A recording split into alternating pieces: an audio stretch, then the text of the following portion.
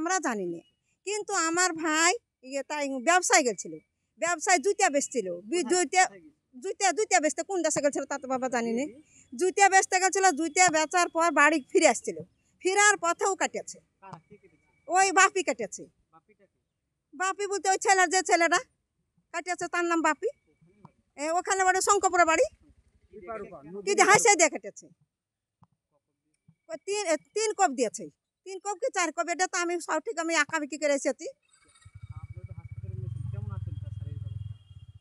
এখন কোথায় কোথায় এখন চিকিৎসা করলো, কত রক্ত পড়েছে কি দেখ। কাটার পর টুকটুকিতে হসপিটালে নিয়ে এসেছে, এই যে হরিহার পাড়ায় আহত হয়েছে। বাঁ হাতের এই কাফে মেরেছে, মাথায় মেরেছে, আর এই হাতে ডান হাতে বোধহয় কোপ মেরেছে, আর ইয়াতে এখানে কামড়াইছে। কি কারণ হতে আমরা কিছুই জানি না। থানায় এখন অভিযোগ করেনি, করবে। হ্যাঁ, তার নাম হলো জামাল মন্ডল। বয়স কত হবে? 40-50 হয়ে যাবে। ও জুতার ব্যবসা করে, জুতা বেচে বেড়ায় গ্রামে গ্রামে।